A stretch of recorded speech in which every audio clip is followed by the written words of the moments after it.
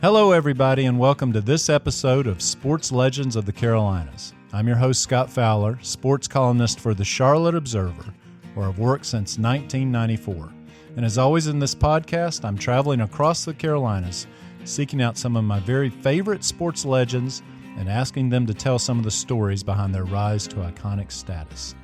Now, for this episode of Sports Legends, we're thrilled to be back in Chapel Hill, North Carolina, sitting across from the youngest legend we've interviewed yet for this series, 23-year-old Erin Matson.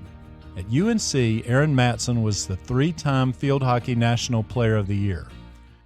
Erin Matson, back-to-back ACC Offensive Player of the Year. UNC's got it simple because they've got Erin Matson. She concluded her playing career with a fourth national championship in November. She then graduated from UNC in December 2022. And then came something almost unprecedented. Erin Matson was named UNC's head field hockey coach in January 2023. She succeeded Hall of Famer Karen Shelton. Erin was 22 years old at the time of that startling plot twist. Erin, welcome to the show. Thank you, Scott. I love that. Yes, it's definitely a twist. So let's start with the obvious question of your age. You're coaching players that up until a few months ago were your teammates. Mm-hmm. So how do you navigate that? Yeah, it's honestly, and I try to describe it, and I feel like people think I'm lying when I'm like, it's going great. They're like, no, where's the drama? Whereas I'm like, no, we're pretty drama free here. They are just remarkable. I think from the start, I've always been someone as a teammate, as a captain, as a coach now, where I'm super transparent and just upfront and honest, and they know what to expect the minute they step on the field or walk in a door or anything. And the first meeting we had together, it was the same thing. We need to over communicate. We need to respect these boundaries, figure out these boundaries, because we're going to find them along the way. And I promise to be transparent with you guys. I need that in return. And every day it's the same. They bought in entirely. They know I care about them more than anything and care about this program more than anything. And they show up, they work hard, have a good attitude, and they really, really, really do respect it, and just are really appreciative. So I'm grateful for them. So you think people think that's not the truth, what you just said? Well, I mean, people are like, someone's got to be disrespectful. Someone's got to not like it. Someone, has got to be causing issues. And it's like, no, honestly, right? And I guess it's because we have such a solid foundation in our relationships and everything. But they want to win. I want to win.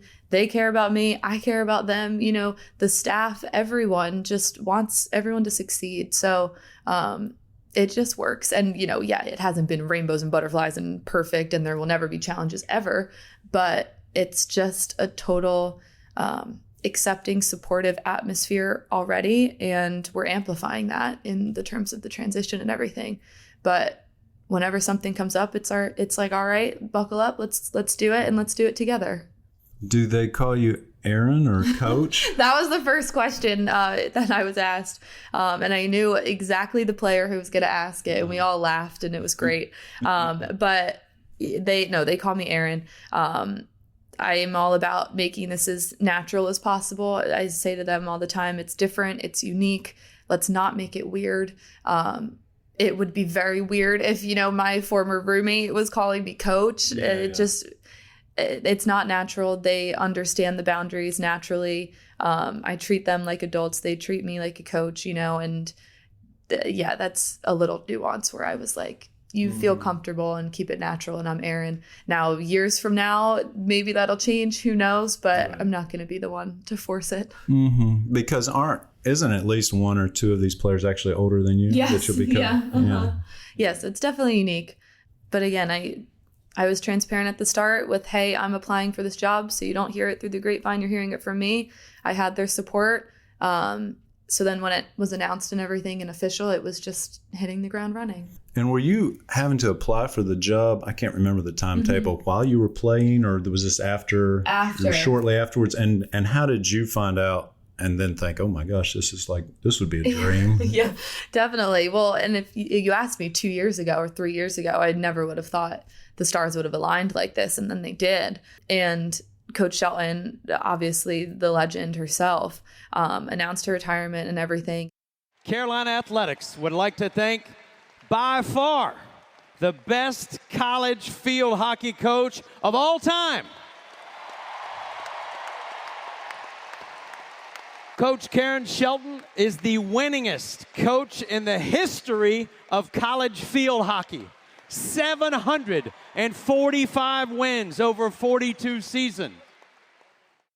And my winter break was definitely not a typical winter break of a college graduate, because I was submitting the application, writing cover letters, going through rounds and rounds and rounds of interviews with the hiring committee and our athletic director, everyone. So yeah, it was definitely, let's compartmentalize this. There's a national championship at stake and a locker room full of girls who need to be taken care of and put first. And then once that job was done, it was setting my sights and communicating that to everybody to make sure, this program was in good hands, and Coach Shelton was taken care of, the team was taken care of, and just that we could, continue to hopefully bring some more trophies home.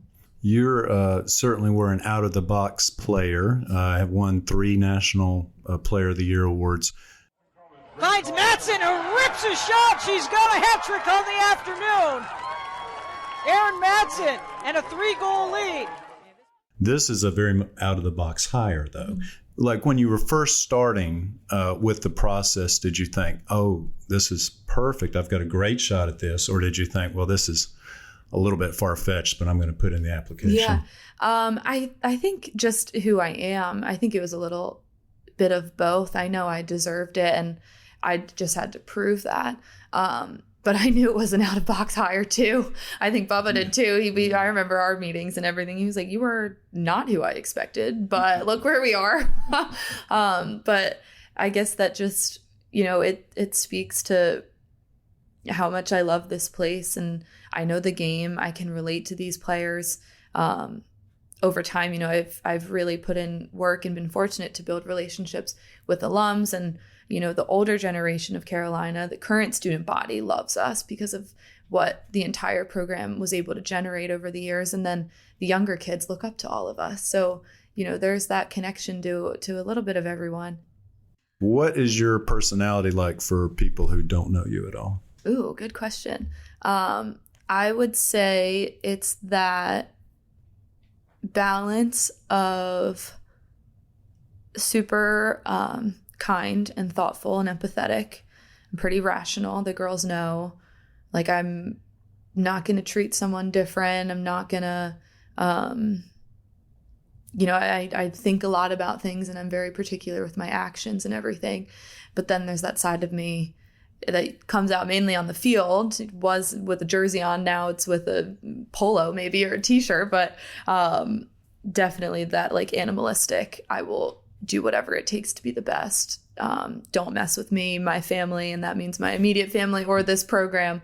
And I will just outwork anybody. So whatever that sweet spot is. That's a nice sweet spot. Yeah. So tell me about growing up for Erin Matson and your family. Mm-hmm. Yeah. So I was born in Delaware, grew up in Pennsylvania.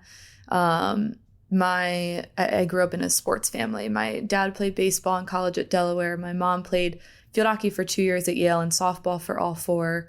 My brother played competitive baseball growing up his entire life. Now he's at Harvard playing baseball there. So we just loved sports. My grandfather was so involved, cheering on the Yankees, Giants. 9-1. 9 runs, 13 hits, 1 error for Harvard. 1 run, 3 hits, 2 errors for Dartmouth. Sean Matson picks up his first win of the year. He is 1-2.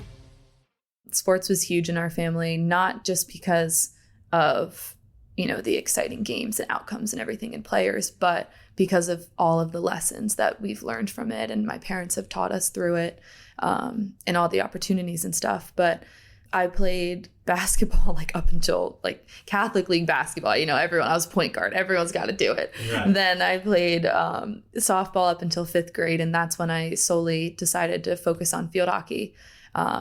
I remember having a conversation with my dad when I was 9, like, I want to play in the Olympics one day, Dad. And he was like, okay. So, in field hockey. You yes. knew at age 9? I guess so. I don't know. But I remember looking up to all the girls who represented our country then too, when I was younger. So yeah, I fell in love with it, and I was always passionate about it. And I had a great support network through it, which I'm very grateful for. And academics always came first. You know, I was the typical club kid, high school kid, doing homework in the car on the way to practice, having a good practice, sleeping, drooling all over myself with mom driving home, you know, the typical story. But yeah. And you came, is field hockey, is that a hotbed in Pennsylvania? Yeah, okay. Definitely. It's Northeast. We've seen it kind of sprinkle down here with the success we've had, clubs and schools, you know, really growing engagement down here in the North Carolina area, which has been awesome. There's a little pocket in Texas too, some out west, but it's mainly an East Coast sport, definitely heavy in PA, New Jersey, Maryland. So that's where you're recruiting now, when you're mostly, that's where most of the players are. Yeah. And so why did you come to UNC as opposed to anywhere else? Well, that's a loaded question, isn't it? No, the overarching thing, and it's the cliche answer, but it just felt right. It felt like home. I fell in love with the school and how much academics and athletics play a part here, and how much they support each other. So it's not bumping heads. You know, athletics knows academics come first, and academics loves that athletics is such a big part of the university and town and everything. I think the facilities, you know, you walk in here and you get wowed no matter what program building you're walking into, or strength or academic building, anything. The facilities are beautiful. Campus is beautiful. I fell in love with Coach Shelton too. I fell in love with the team actually, because when I was younger, playing on US teams and everything, my teammates, the girls, were current Carolina field hockey girls. So I had like 5 or 6 Tar Heels on my US teams and everything, because I was always playing up in age groups. So I got to see, you know, the exact culture, the exact kind of person, the player, their skill set, you know, what they cared about in the game. So that probably added to it. But regardless, whenever I stepped into Chapel Hill, it's the typical story of the magic bubble, and you've crossed the border and you're here. And I was actually over at Duke visiting, and my parents were like, right, why not swing right by again? Chapel Hill, we're right down the road. So we swung back over, and that was it. That was history. I called up Coach Shelton and I was like, hey, I'm ready to commit. We'll be back right after this.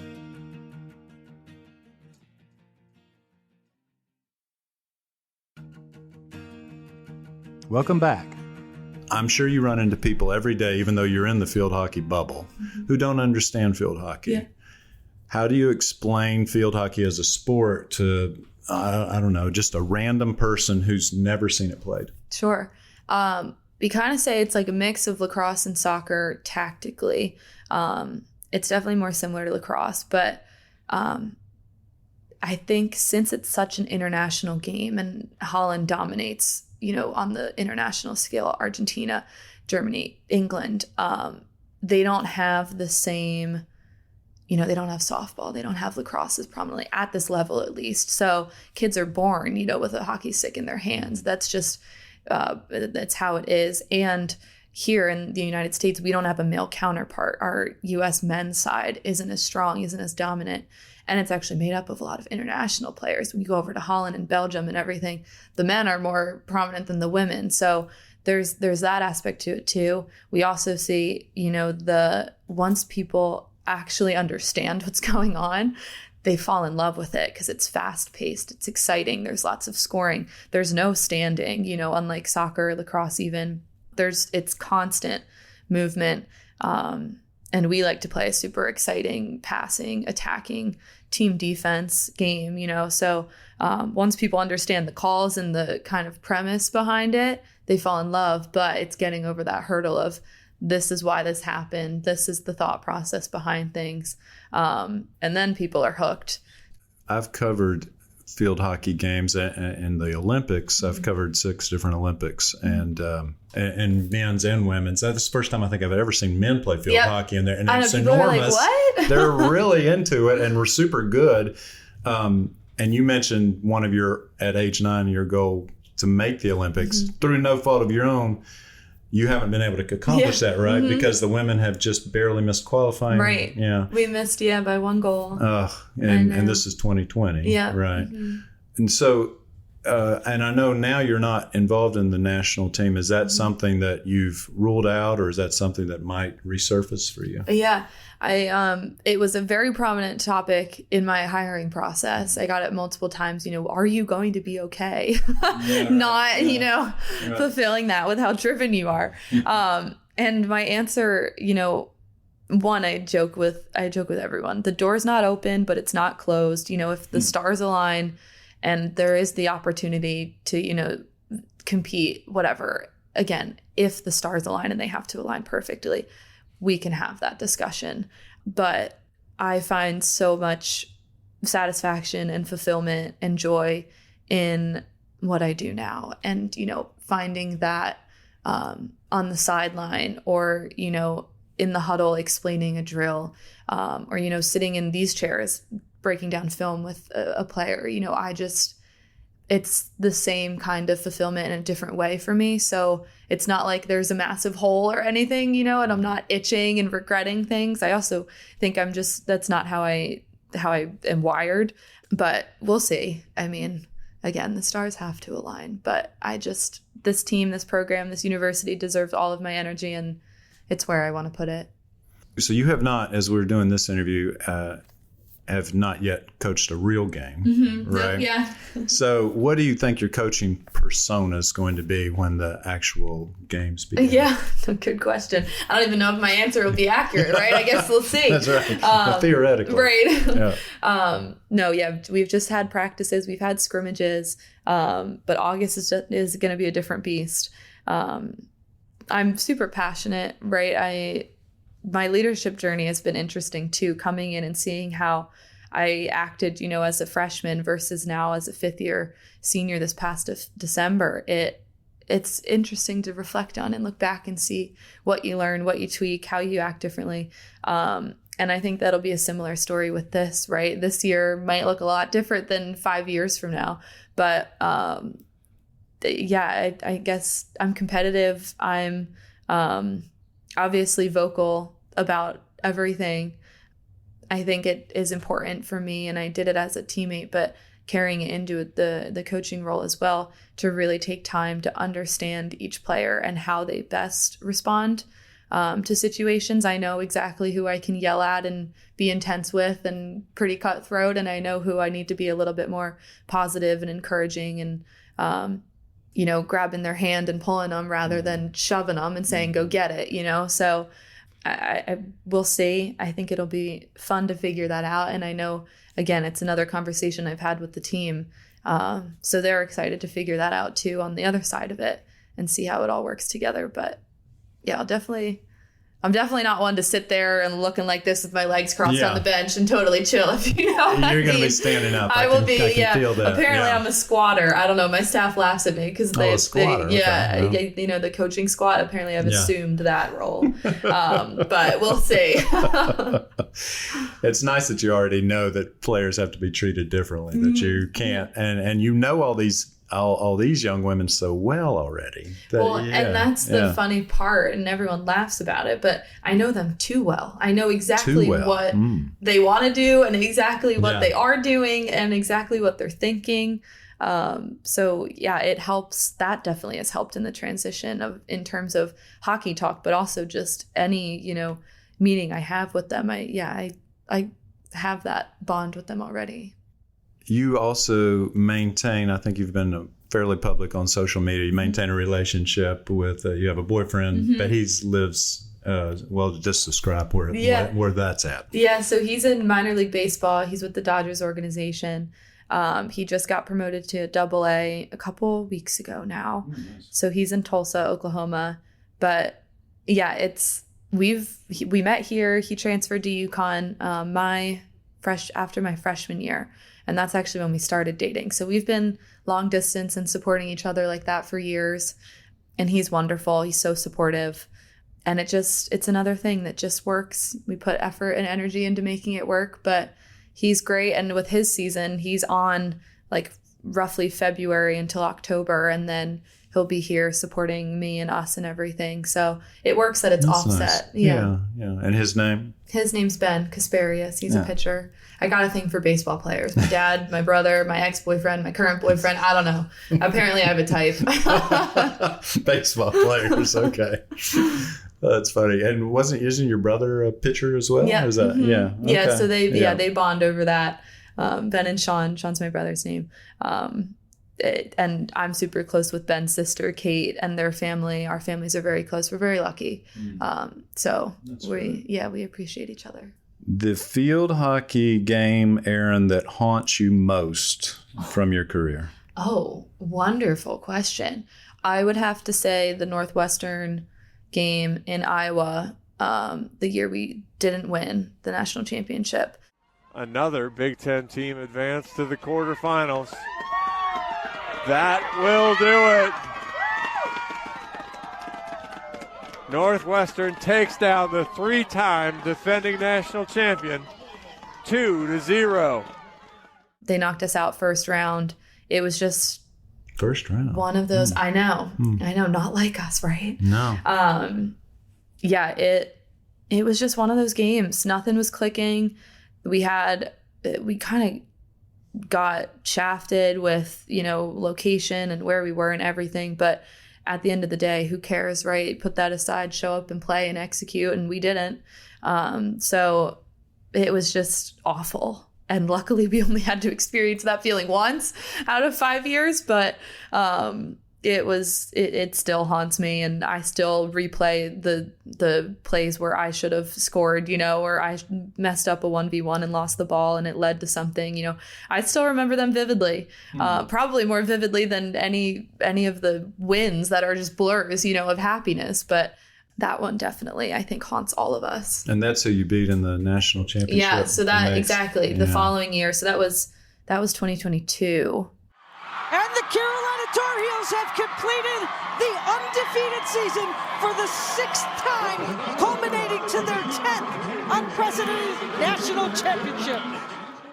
But the following year, this past one, we faced them again, and it was you redemption. Scored the game-winning goal. I'm sure you remember that. Yeah, I do remember that one. I do, with the girls, yes.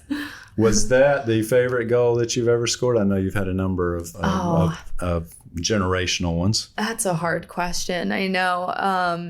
I don't know. The one here against Michigan was nuts too, when we won the national championship here in overtime. It's in. Matson. Erin Matson trying to end it. The back in, she does! UNC wins their 3rd straight national championship and the 9th in program history. That goal was crazy. I loved it wasn't a goal, it was an assist to Riley Heck for the all-time leading scorer title, or all-time leading points. But there's so many. And I love some of the goals others score, too, just because of the celebrations and the build-up and how everything's just, I could never go out on the field and take a team 1v11 and make it work, right? So it's just fun to have a culture like that and be part of a team and a program where we really thrived off of each other's success. And it'll be fun to see who keeps scoring now. Yeah, absolutely. Now, I don't know the exact perfect build for a field hockey player. Mm-hmm. Like I know in soccer, height doesn't matter at all. Mm-hmm. Like Messi's 5'5" or something. Yeah. You are 5'4". 5'4". Okay. So is that a detriment? Was that an advantage? Does it matter in field hockey? I know the ball's on the ground. Yeah. I don't know if it matters. You look at Holland and they're 6'2", beautiful blondes and all towering. Longer wingspan so they can reach further, right? So it's always a thing. We talk about it out on the field. If you're going to go through a drill, don't just go through the motions, make it game-like and make sure you act like you're playing against a Dutch international team player. So your poles better be 5 inches longer. Because if you can do that, you can play against anyone in America, right? So I don't know if it's an advantage. I think speed's a huge part of our game, and not necessarily running from point A to point B and being the fastest, but change of speed with, knowing when to hold back and then cut, mess with defenders like that. But also, I think what helped me a ton was the speed at which I could execute. And I talk about it with the girls all the time. You can execute a skill, but if you can't do it at speed, you're not going to do it. You're not going to be in the situations to succeed. And then same thing, you can do anything quickly, but if it sucks, you're also not going to succeed. Set up for Matson. The big ball hit! And a rocket of a shot. What velocity! And we are tied up at 2. Erin Matson with the goal. Your favorite Tar Heel athlete of all time outside of field hockey? Oh my goodness. What? I mean, Mia Hamm's the obvious answer. Up the middle, not a down by Hamm. The return up for Parlow. Leaves it off. Here's Mia Hamm in the box. The shot. Goal! She's got the record! I've looked up to her forever. I've been fortunate enough to meet her, and she is just a force. You can tell she bleeds Carolina blue and loves this place too. And where did you meet her? At Honda's or something? I actually met her at the 50 Years of Women Athletics Gala here. Carolina did a really special event honoring Title IX and 50 years of it. And that room was just filled with amazing people. And it was a really cool event. So I met her there. I met her at a soccer game, actually, one time here when she was down. I forget if it was their alumni weekend or some event that they were running. But Dana actually hooked me up. That was the first time I met her. And then the gala was the second time. But she just, how can you not be a fan? She's one of those people and athletes.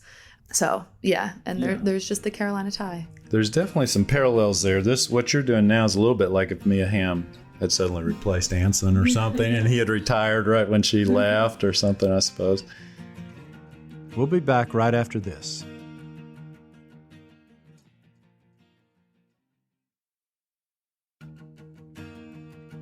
Welcome back. Erin, off the air, we were talking for a second, and I found out one thing you're not good at.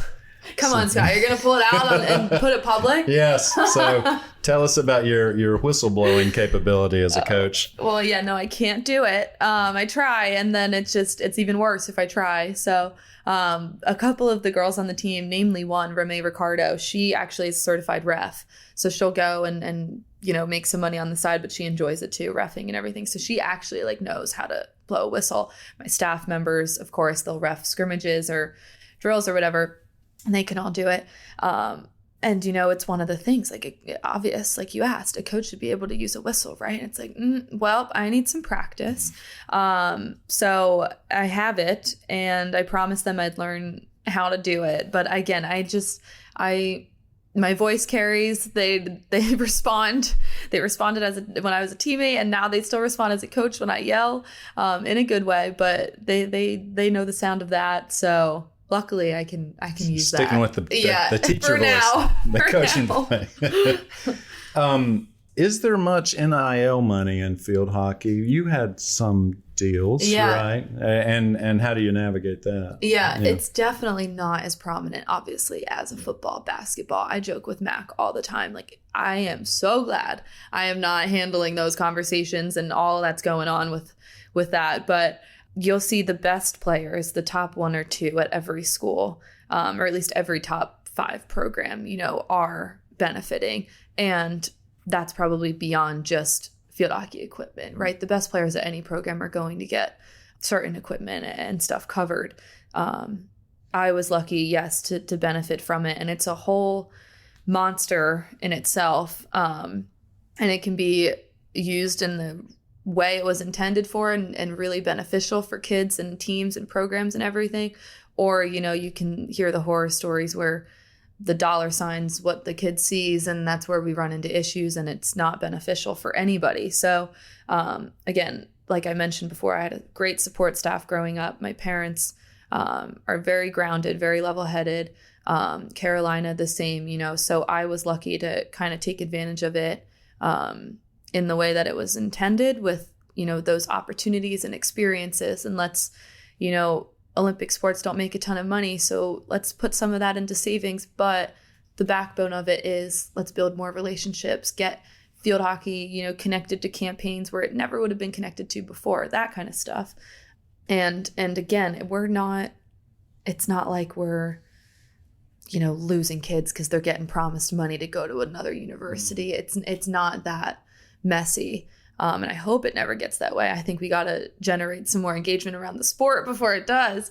But it's definitely a factor. And we definitely have plans in place here to make sure that we can compete with that in other schools who might be offering something.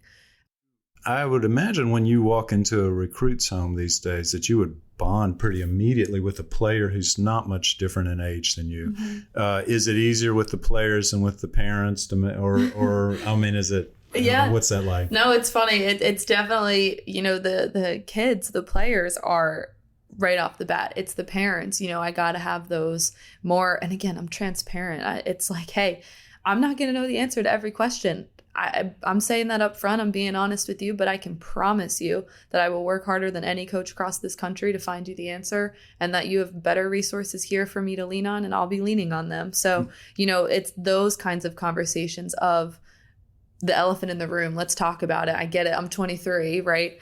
But you don't necessarily have to worry about it because of X, Y, and Z, where the conversations with the kids are more, yes, I connect with them right off the bat. They've looked up to me for years. They know my, leadership status, let alone what I know about the game of hockey. Also, how much I love this place and how much, I support Carolina and how much Carolina supports this program. So definitely a little different conversations, but haven't run into any issues at all. I think also because the parents have followed me on social media too. They've followed my career. They know I'm not messing around. Well, there's certainly a young vibe here. When I walked into the field hockey office facility today, there was another well-known woman originally from Pennsylvania blaring from the loudspeakers. That was Taylor Swift. And Taylor Swift, just to point it out, is a decade older than you. I did not know that. She's 33, yes. That is so funny. So are you a fan, or was that somebody else? And if not, what type of music are you into? I honestly, I'm not a Swiftie. Okay. I'm really that must not. have been someone else. Yeah. Well, so it's funny. The whole tour, obviously, there's so much hype around her. And I think she's brilliant. I went to a concert when I was young. But I was traveling. I was in LA 2 days ago. I was in Virginia Beach yesterday. Lots of recruiting, Honda Award stuff, whatever. And I'm on the plane and I'm like, you know what? I might as well just listen to the album, see what all the hype's about. I haven't listened to her in years. I don't know. I literally don't know recent stuff. And I was like, damn, this is really good. So I just had it on repeat. But I wouldn't say that's honestly, this is the first time she's been on the speaker since I was hired. But everyone who's walked in has commented on it today. I'm so sure, I guess I'm doing something right. Right. But usually, I mean, it what depends. What do you usually play? It depends. I love music. The girls know it. And there's always music playing in here. It depends whether I'm in the country mood and, need some Luke Combs on it, or if it's time for Lil Baby and Lil Wayne. And, it depends on who's in the building, what lyrics I can play, Right, of course. All that stuff. But it really, it depends on the day. And I have a playlist literally for everything. So every occasion. Luke Combs, an App State person himself, right? Another North Carolinian. Yeah, maybe he's got to get on here next.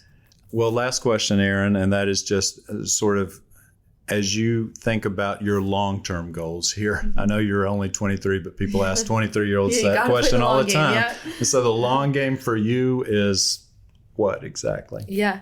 I think the obvious one is a national championship. That's our goal every year. We say our program had a good year if we make it to the Final Four, right? It's not great. It's not what we want. Now we only do that by the little wins and making sure, the staff shows up for every practice and has it diligently planned. And, the team works hard. We win the next game. We don't think about the Final Four, in November. It's just win the next one. And then after that, let's reflect on it, learn from it. Okay, what's next? And not getting ahead of ourselves. But I hope I can catch Karen one day with the 10. Who knows? I know she would love it. She set the bar really high, obviously. But in terms of more broad scale stuff, I really just care about showing up, being the best coach I can. I was given so many opportunities and experiences and memories, and taught so many lessons being a student athlete here, not just from our program, even though that was a heavy bulk of it, but being in Chapel Hill and being at Carolina, and being surrounded by legends. So I'm grateful that I'm in a position to do that and inspire kids and help them discover that greatness that's in them. And whatever that takes, you know, I will do it, and I will show up and be the best that I can for them, because that's what they deserve. And it was the similar mindset throughout my career, but, you know, I didn't walk into to college saying, I want to win the National Player of the Year award 3 times, you know, right? It's just a byproduct. You just keep your head down, you do what you're supposed to, and you do it as best you can. And that's the same mindset I'll have here every day. And hopefully, again, those trophies are just byproducts, but just making sure the team's in a good spot, making sure they're prepared and have the best opportunities that are available. Well, this has been a wonderful conversation, Erin. Thank you. Yeah, thanks, Scott. That's Erin Matson. I'm Scott Fowler, and this is Sports Legends of the Carolinas. Thanks so much for listening and supporting local journalism. Find more on these interviews, including special video features, at charlotteobserver.com/sportslegends. And pre-order the Sports Legends of the Carolinas book at sportslegendsbook.com. And if you like what we're doing out here, please consider a digital subscription to the Charlotte Observer. Sports Legends of the Carolinas is a product of the Charlotte Observer. It's hosted by me, Scott Fowler, and produced by Lume Alisali and Jeff Seiner. The executive producer of the Sports Legends franchise is Cotta Stevens. The sports editor of the Charlotte Observer is Lydia Craver, and our executive editor is Raina Cash. The McClatchy Audio's interns are Zoe Williams and Christina Silvestri. See you next time.